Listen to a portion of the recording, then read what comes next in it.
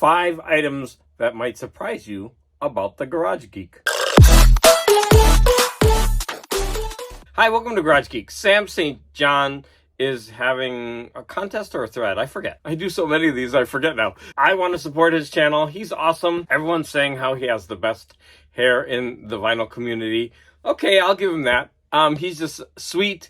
He likes a lot of Americana, and he plays and sings music live sometimes, and I've joined in on some of his live sessions, and they're always very nice. So I want to give a big shout out to Sam St. John. He's an awesome member of the vinyl community. So I in the spirit, I'm going to try to shock you with 5 things you didn't know about the Garage Geek, but I'm sure that's not going to happen. I'm going to start with a familiar one. I've confessed this before. I love this album. Okay, yes. I am not a Malaria Carey fan, but I love this album. I was just a victim of time and place. I was a victim of circumstance. What can you say? I don't like detective fiction very much, but I'm a huge fan of this series. Inspector Morse by Colin Dexter. Now, I will admit, I have not read all of them. I think I've read one of these. I'm going to buy it. These are so cute because they're called the Inspector Morse Omnibus. And it usually has 3 to 4 books per omnibus. But I just fell in love with this character. I like how Colin Dexter built the character, what the character is into. You know, before he even gets into the mysteries, the personality of this detective. And it really helped, this character helped me appreciate detective fiction because I've never been into it. But I can understand its appeal more after having read 3 or 4 books in this series. And I am definitely going to finish it at some point. I mean, I bought all of the omnibuy. Okay, smack dab in the middle of this, I am going to maybe show you something that's surprising, but probably not. Now, I talk about my thriftiness, how I go get my comics for so much money and my records for so much money. But it's always a mistake to bring my husband, because if my husband wants something, I buy it for him. And his albums, from just a strictly aesthetic point of view, which is what I go for, his albums are ugly and they're always super overpriced. So I'm going to give you an example. Look at that. $20.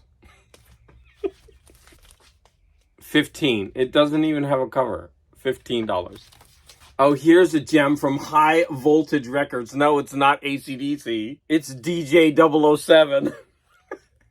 And that was $25. Here's My Forbidden Mix. Now, I think we paid $25 for this, and he wanted me to point this out. I think it was this one that we went into a record store recently, and it was selling for $50 or $75.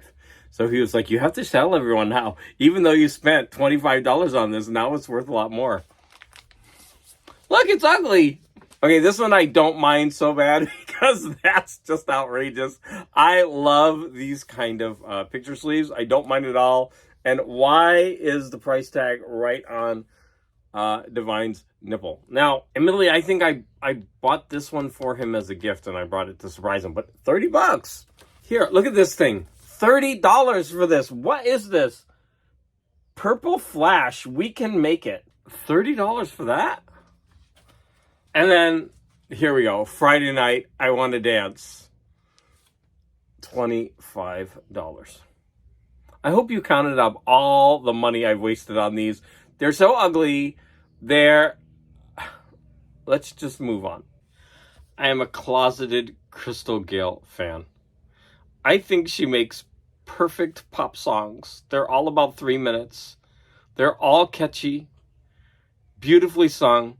I'm in love with Crystal Gayle. I love her music. There, I confessed. I'll be good as new when I get over you. And at number 5, I'm a Barnabas Collins freak. I love Dark Shadows, and I love Jonathan Frid as Barnabas Collins. Look, there's his bite.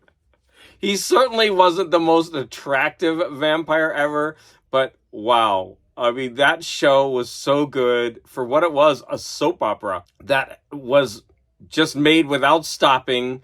Doesn't matter what mistakes they made, they just kept filming. It was never expected to survive. It's lucky that we even have everything that wasn't like taped over. I'm just a huge Dark Shadows and Barnabas Collins and Jonathan Frid fan. So there you go. Did any of those things shock you?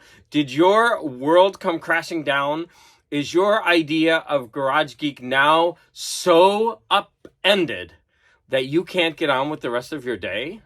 Please leave any comments below, and I want to thank you for your support, and I want to thank Sam St. John one more time for being awesome.